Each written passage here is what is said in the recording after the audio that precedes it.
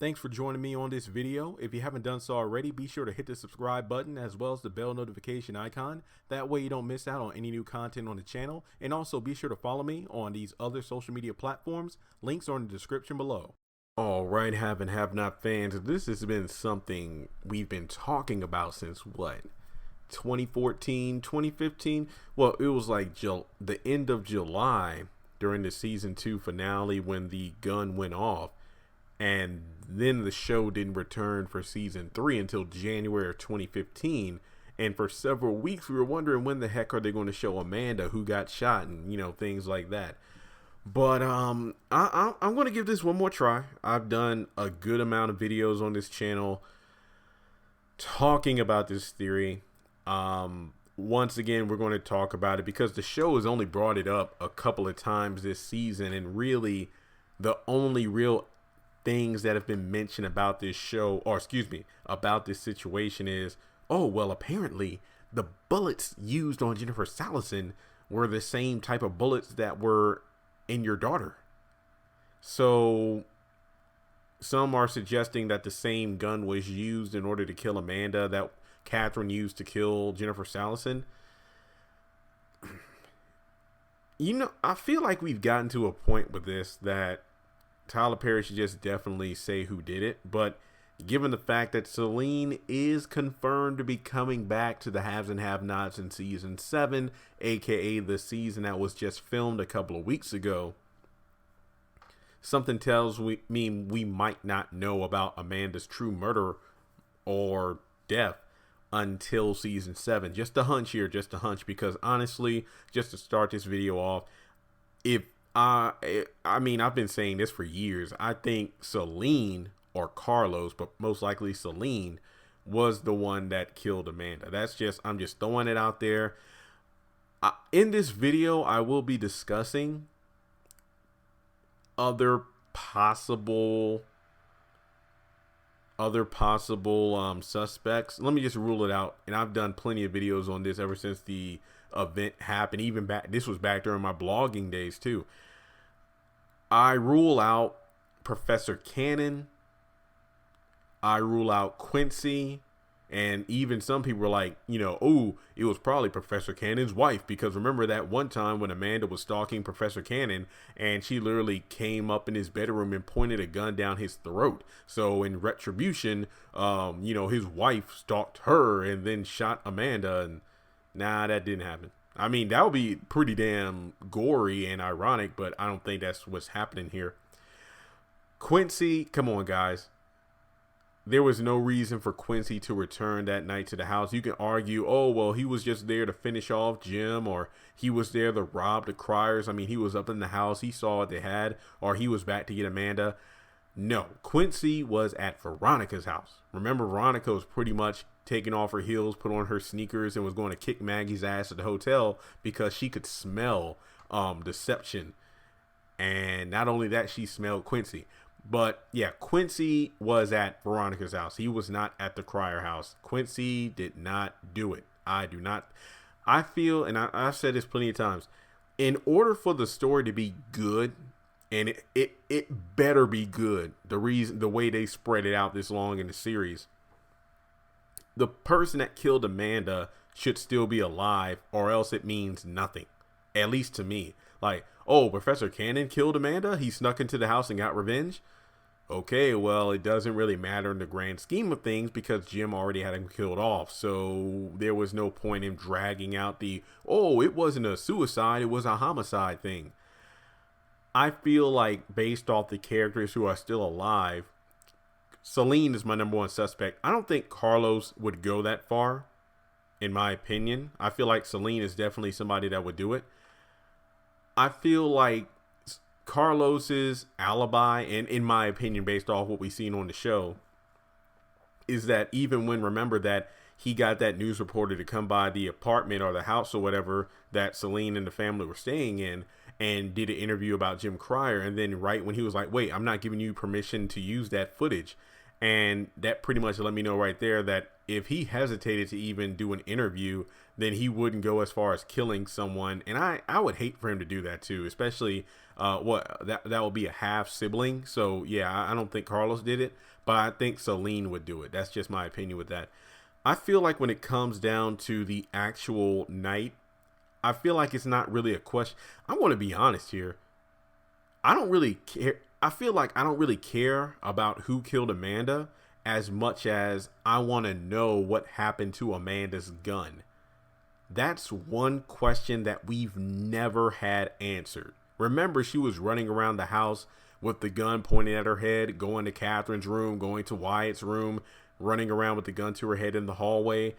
But then, after Hannah went to the room and found Amanda's body, then when the police were in there investigating and whatnot, the gun was never brought up. It was never shown. Where the hell was it? I mean, one would think that if she really did shoot herself in the head and the blood splattered everywhere, as Jennifer pointed out, makes no sense whatsoever, then the gun would be somewhere close, either on the bed or near the floor, where maybe she shot herself in the back of the head, but due to the impact of the bullet, the gun, she just dropped it and then she bled out on the bed. It doesn't make sense to me, because we do know, and I kind of took down some bullet points here trying to make sense of it. I mean, and I do think there are some interesting theories out there about what if Catherine did it? What if Wyatt did it? Let me just, I'm going to try to break it down here. I want to try to break it down. Let's just go over some brief bullet points and we'll talk about it some more. So we're automatically erasing Jim out of the equation. Jim got Candace's text message, went outside to the front of the house, and then Warlock and his crew, abducted him. So Jim is gone. So we know that by the time the shooting occurred, Jim Cryer was away from the house, had no idea what was going on. Catherine was in her room by herself. Wyatt was in his room by himself. And Amanda was in her room by herself. And she had her gun. So in the house, as far as we knew in that moment, Catherine and her two children were the only people in the house. But we do know that the front door had a crack in it due to the fact that when Wyatt went downstairs later that night and saw the crack in the door, that's when he noticed Jim's phone and then took it and closed the door back. Due to the fact that when Jim went outside, he kind of left a crack in the door. Smart move, even though too bad he wasn't fast enough to get back into the house and lock the door to avoid being kidnapped. We do know that there was a possible entryway for somebody to sneak in. But okay, so let's go back to the bullet points. So once again, Jim is gone. It's just down to 3 people in the house, all right? So at the tail end of the episode, which again was poorly paced, I mean, literally, if you go back and rewatch the episode, which I'm sure a lot of you have done because it's on Hulu now, you know that eeny, meeny, miny, mo, it just randomly happened out of nowhere. Like, we knew it was coming based off the previews, but due to the poor pacing of that episode, it just seemed to be shoehorned in there. Like, we didn't really see Amanda's reaction to finding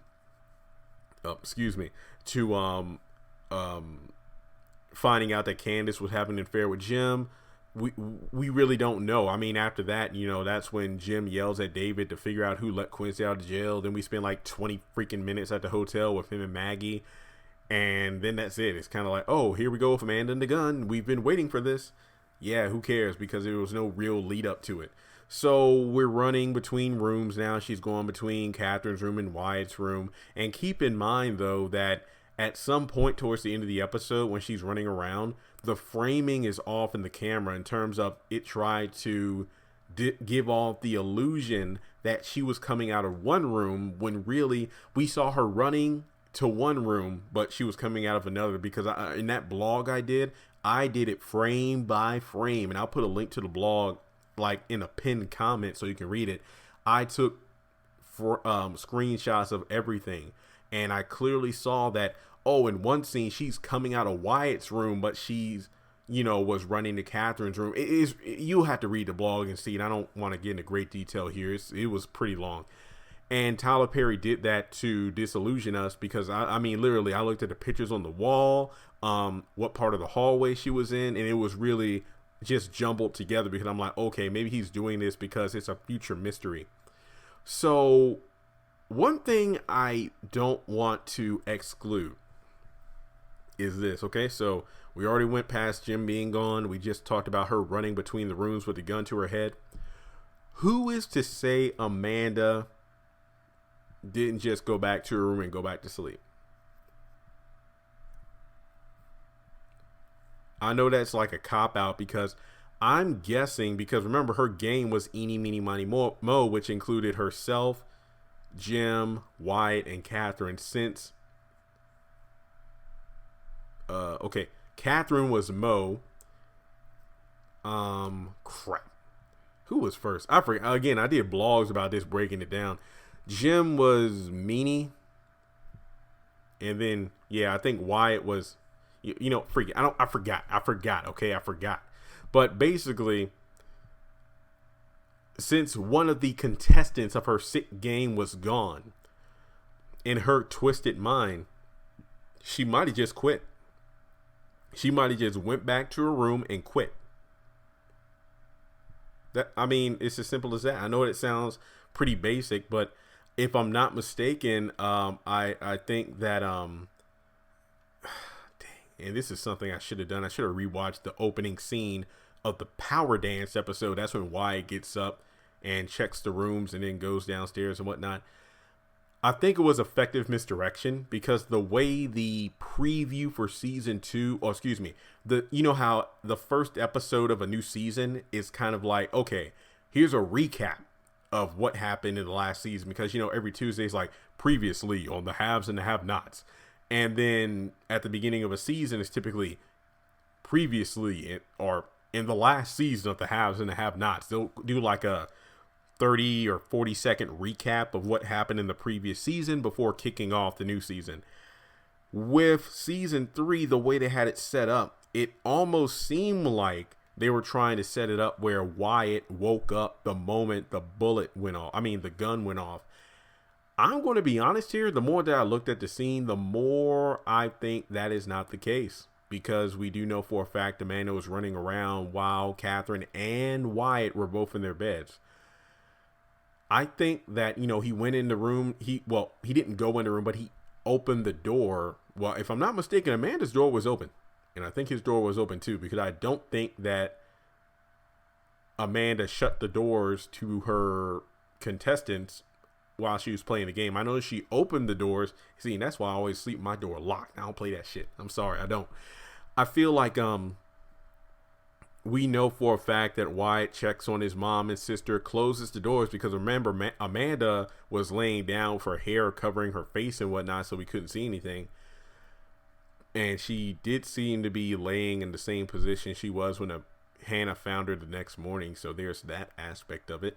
But we know that Wyatt goes downstairs, sees the front door open, takes Jim's phone, closes the front door, goes into like Jim's study, reads through the text messages, sees all the women that Jim has been with that have been involved in Wyatt's life, and then passes out for being drunk. Then Celine is the first one to return to the house the next morning, because realistically it's her job as a maid, so it would make sense for her to come first. But then that leads back to the whole, well, the criminal always returns to the scene of the crime. Then on top of that, we have to look at the possibility that somebody could have somebody could have come into the house after Wyatt had, gone downstairs, got drunk, and passed out. It is possible, because he could have slept through the entire shooting. That is actually believable. That doesn't explain Catherine, though, because how would she sleep through a gunshot? I'm just saying. Especially because these rooms weren't super far away from each other, because we know for a fact the gun went off in Amanda's room. We know that it did go off in her room. Given the fact that there was no blood splatter outside of her room, we can assume that the bullet was fired while in Amanda's space. In terms of the splatter, in terms of the blood being like literally pooled on the sheets, on the floor, and the carpet, on the wall, on the desk and everything, I don't know, guys. I don't know. I mean, you could suspect that. I'm not, between you. I see why people would argue Wyatt being the shooter, but I think if he was, it would have to have happened before he got drunk and passed out. Because I doubt he would stagger his way all the way upstairs, take the gun, shoot somebody, and then just go back downstairs and pass out. That doesn't make sense to me. I don't think, no. Plus, he was barefoot at the time, so I think, he might have stepped in blood himself and had, blood on his feet and tracked that around, but that wasn't the case. So I am ruling out why. Like, yeah, you could argue, well, he tried to kill his parents and stuff while under the influence of drugs. I mean, keep in mind that he was in his right mind when he unlocked Jim's phone. I believe he said that, oh, they're the numbers on his first the license plates of his first car or something like that. So keep in mind, here's another theory. And this goes back to the damn gun. I mean, if we knew where the gun was that Amanda had, that would make this theory a little bit easier to debunk. Keep in mind, she got the gun from a pawn shop after she turned in her earrings in order to get it. Quincy showed her how to fire it. So we know for a fact that the gun that Amanda had is not the same gun that was in the safe that Catherine went into to kill Jennifer Salison. It could have been the same gun. It could have been the same kind of bullets. I'm not ruling that out. But the gun that Catherine used is not the same one that killed Amanda, at least in my opinion. One could use the argument that, oh, what if Catherine did shoot Amanda and then she took Amanda's gun and then put it in the safe? I'm not going to lie, that is a very good theory, but on top of that, there's two things on that. We know for a fact that Catherine believed that Amanda had a gun. Jeffrey came over to the house and told Catherine what was going on. She then told Jim, who was like, oh, Amanda, that was just a cheat. Amanda told me that was a toy gun she was pointing at Jeffrey, yada, yada, yada. And then remember, there were multiple times where Catherine was searching Amanda's room for the gun, but couldn't find it because she tried to play it off as like, oh, Mom, what are you doing in my room? Oh, always check behind Celine. She's not always doing her job. It's like, get out. And then as soon as Catherine left, that's when Amanda pulled the gun from behind the pillows or something like that. And it was like, eeny, meeny, miny, mo. Hot but crazy as hell. My type of woman. And so we know that Catherine knew that Amanda had a gun. And one could use the argument that she pretended to be asleep when Amanda was running in between the rooms with the gun and whatnot. And then after discovering that Amanda had stopped coming into the room, she went into Amanda's room and fired the gun to kill her daughter. That is a bit of a stretch for me. I will say this much. Catherine is not afraid to doing what needs. Catherine is not afraid to do what needs to be done. And you could look at the fact that she finally took, when Catherine decides to take matters into her own hands, it doesn't matter who else is involved. It doesn't matter what anybody else has to say. She does what's best for her children, not all the time, but when she decides it's time to. I mean, true, she might have some outside influence.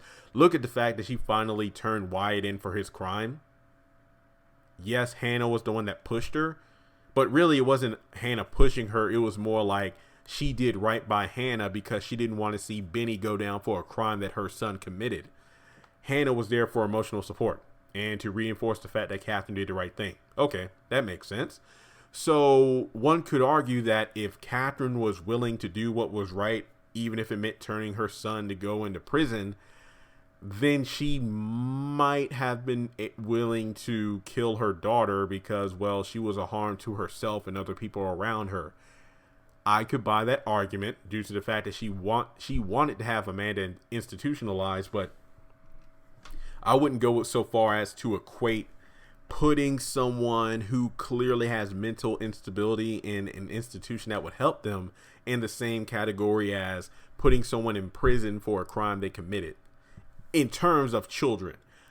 I mean, due to the fact that Wyatt's been in rehab multiple times, so why can't Amanda just go to an institution? I mean, Wyatt doesn't seem like he wanted to be there in rehab, but he went. So I don't see why they wouldn't put Amanda in an institution, even though she said she didn't want to be locked up again. So I would say, and I still think Celine, she's my number one suspect, but here's how I would rank it. I would say Celine is the number one suspect. Catherine, a solid number two. Wyatt being number three. But I think there are way too many factors in that. Because let's just put it this way. One can make the argument that if Catherine got up, went to Amanda's room, took her gun, killed Amanda, and then put the gun in the safe, that would lead to the same gun being used to kill Jennifer Salison. Again, folks, if you made it this far in the video, I appreciate you. I am trying to make as much sense of this as you are.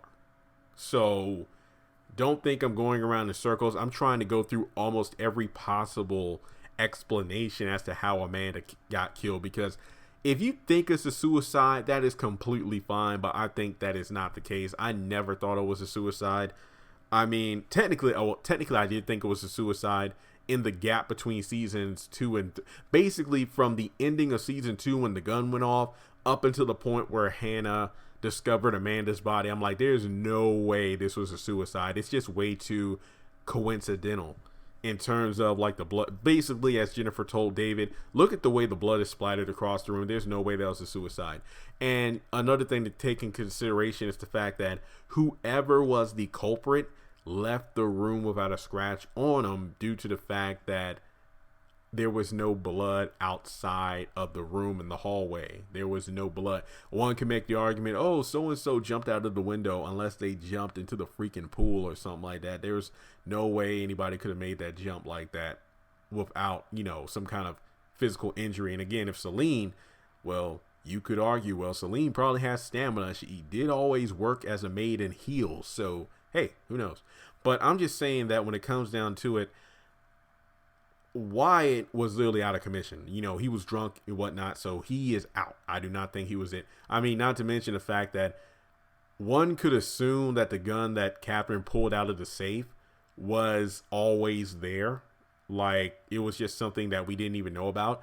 Another argument could be like, well, Wyatt figured out the combination to the password to the phone. He searches around the house all the time for drugs and alcohol. Not to mention, that's probably how he knew about Catherine's cancer. Very good point. So he most likely knew about the safe and what was inside of the safe.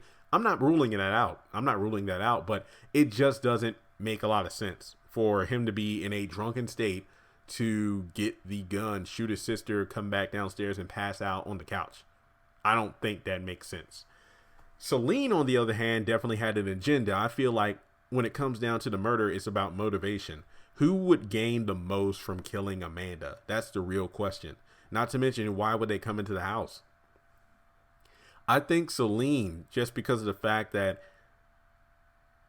most of the focus of the finale, not even counting the dinner party, not counting Amanda, not counting David and Maggie, not counting the scene between David, Jeffrey, and Veronica outside of the house, it really boiled down to the first opening minutes between Celine and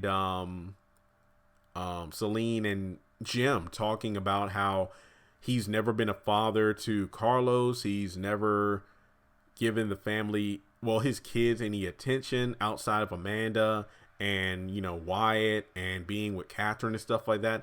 And Celine was hurting. And I mean, that's one of the few times I felt bad for the character. So you could definitely see the motivation there. It's like the fact that you neglected your 2 sons by me in favor of your other children. And she knew, she knows these kids. She knows everybody in the house. So she knew that Amanda was Jim's favorite child.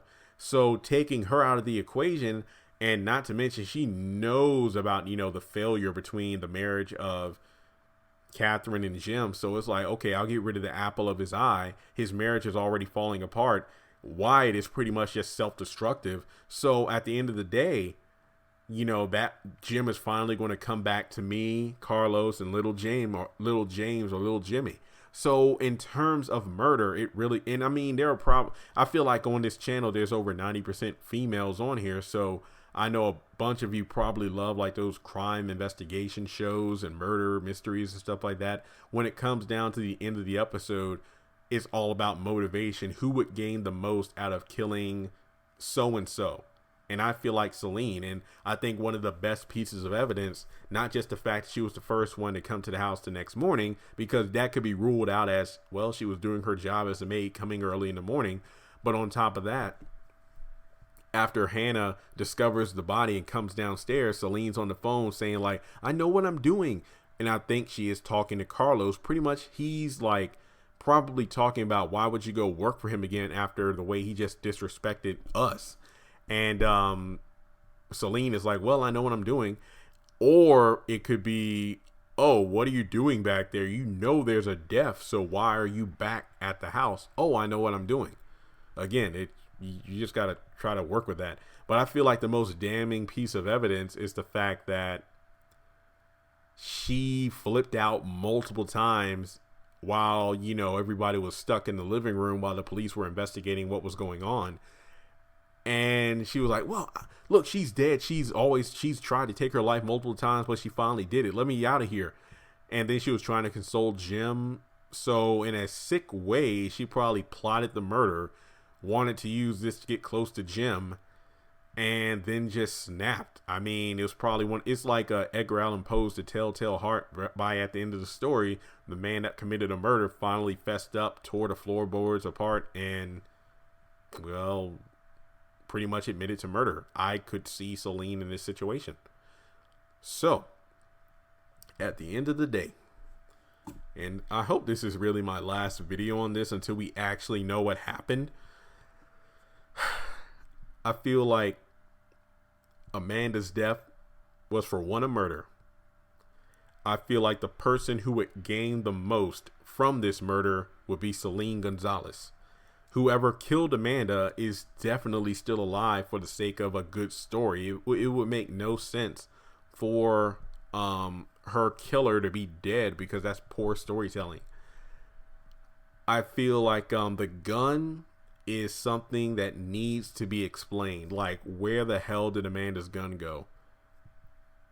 I feel like if we knew what happened to the gun, if they say the gun was in her room, it was next to her bed, then I'll shut up about it, because that would make sense. It's like, okay, we saw the cops take the body down, but we never saw the murder weapon. That's one thing that's bothered me.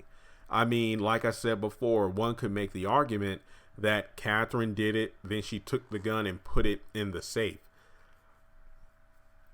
That seems way too convenient. Like, after Wyatt goes downstairs and passes out, Catherine takes it upon herself to go into Amanda's room, kill her daughter.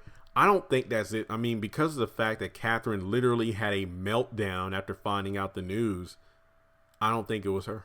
I don't think it was Catherine. I mean, I could definitely, based off what we've seen, again, her taking charge and doing what needed to be done for Wyatt, taking charge by killing Jennifer Salison, I could see the argument of it being Catherine, but I don't think so when you really think about it. I mean, Wyatt, he had a breakdown. It's like, what did you do? I mean, then he was pretty much crying in her room and whatnot, but I don't think it was him. I think Celine or Carlos did it, but I would more likely say that Celine was the culprit. So, will we finally get the answer to this mystery? We'll just have to wait and see. Will George be the one to crack the case? I don't know. Man, I just wish we knew, guys. I just wish we knew. So, for now, and hopefully this is my last video on it until we get the official confirmation, I am closing the book on the Amanda murder, at least on my end of the have and have not spectrum. In the comments below, let me know who you think did it. I would highly suggest checking out the link to my video. Oh, excuse me, the link to my blog. And I'm going to, pin a comment, where I always say subscribe. Then I say a couple of things about the video. I'm going to put a link to the blog I did about, the Amanda murder. And I'll actually have the screenshots there where you can see for yourself how Tyler Perry tried to trick us by showing us her running to one room, but then in the next frame, she's coming out of the opposite room that she was running to. I think that was to confuse us, but that's all I got to say. Subscribe to the channel if you haven't done so already. Let me know your thoughts on this case. Who do you think murdered Amanda? Was it suicide? Was it homicide? Was the same gun used to kill her the same gun used to kill Jennifer Salison? Do you think we will ever know?